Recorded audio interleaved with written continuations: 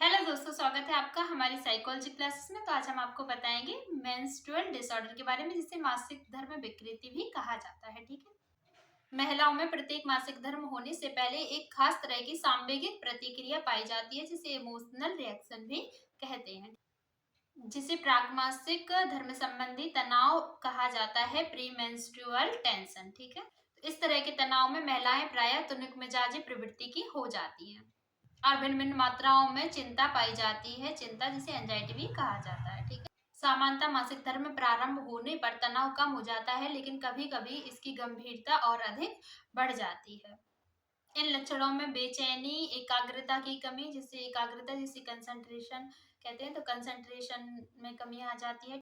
अनुपयुक्त सांवेगिक प्रस्फोटन, कुछ तुच्छ तुच्छ घटनाओं पर बहुत अधिक भड़क जाना, ठीक है ना, गुस्सा हो जाना, चिल्लाने लगना, इस तरह की जो आदतें, इस तरह की समस्याएं देखने को मिलती हैं।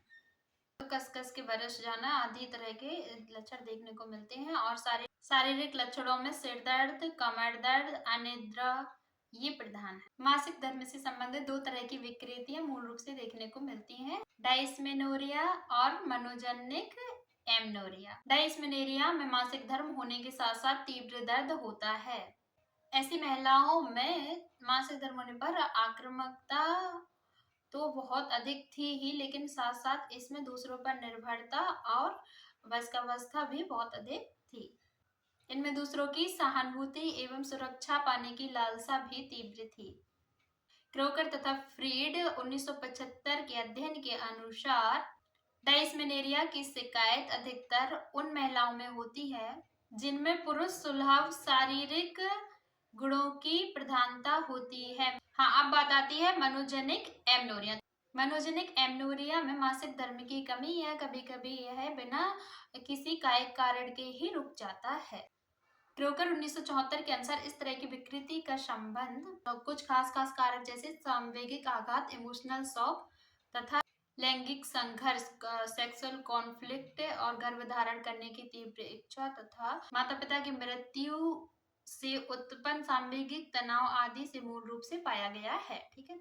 हाँ, तो ये क्या है, मेंस्ट्रुअल डिसऑर्डर, तो मासिक धर्म संबंधी विकृति। इसमें क्या होता है कि महिलाएं जो होती हैं उनके पीरियड्स क्या है कि कभी कभी जो है टाइम पर नहीं आते हैं और कभी कभी टाइम पर आते हैं, लेकिन उनको क्या है बहुत ज्यादा गुस्सा होना, डिपेंडेंसी, दूसरों पर निर्भर, ठीक है ना, इस तरह का जो आक्रामक स्वभाव हो जाता है। लोग देखा होगा कि कुछ लोग होते हैं बहुत चिड़चिड़े हो जाते हैं, तो इस तरह की चीजें उनमें देखने को मिलती हैं। और क्या है, शारीरिक, अगर ये तो इमोशनल हो गया, अब शारीरिक क्या है, शारीरिक जो प्रॉब्लम उनको होती है, उनका सर दर्द है, कमर दर्द है, पेट दर्द है और इस तरह की जो समस्याएं उनको देखने को मिलती हैं। ठीक है। तो डायस्मेनोरिया और मनोजेनिक एमनोरिया। तो अब जो डायस्मेनोरिया होता है उसमें क्या होता है, व्यक्ति में जो मैंने अभी पहले जो लक्षण बताए हैं कि इसमें जो दर्द होता है, ठीक है ना, और आक्रामक स्वभाव हो जाता है। कभी कभी वो क्या है, छोटी छोटी बातों पे इतना ज्यादा इरिटेट हो जाती है कि बहुत ज्यादा चिल्लाने लगती है, ओवर रिएक्ट कर देती है।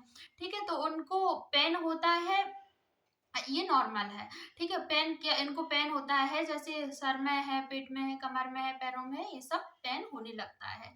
जो मनोजेनिक एमनोरिया है उसमें जो पीरियड्स है वो टाइम पर नहीं आते हैं, उन वो रुक जाते हैं। कभी क्या दिक्कत होती है, जैसे कि 28 डे का चक्र होता है इसका, अगर 28 डेज का सर्कल रहता है, अगर उसमें नहीं आते हैं, जैसे मान लो किसी की डेट है जो वो, मान लो अगर 5 तारीख है, ठीक है, 5 से लेके हो सकता है वो 20 तारीख तक पहुंच जाए। ठीक है। इतना लेट हो गया, कभी कभी और ज्यादा लेट हो जाता है। तो इस तरह की जब समस्याएं लगातार आपको हो रही हैं तो वो मनोजेनिक एमनोरिया में आ जाएगा। मनोजेनिक एमनोरिया है, इसमें कुछ सांवेगिक आघात होते हैं व्यक्ति में, जैसे कि इमोशनल शॉक, ठीक है ना, और कुछ लैंगिक संघर्ष, सेक्सुअल कॉन्फ्लिक्ट और गर्भधारण करने की तीव्र इच्छा होती है।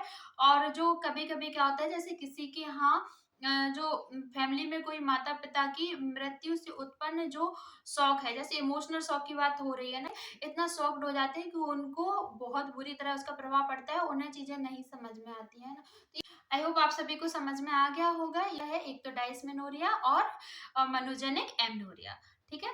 इन दोनों के मैंने जो लक्षण है वो आपको बता दिए हैं। Thank you so much. आशा करते हैं आप सभी को समझ में आ गया होगा। वीडियो को लाइक करें, कमेंट करें एंड शेयर करना बिल्कुल ना भूलें और चैनल को सब्सक्राइब करें, बेल आइकन प्रेस जरूर करें जिससे कि हमारी नेक्स्ट वीडियो आप तक जल्द से जल्द पहुंचे। Thank you so much.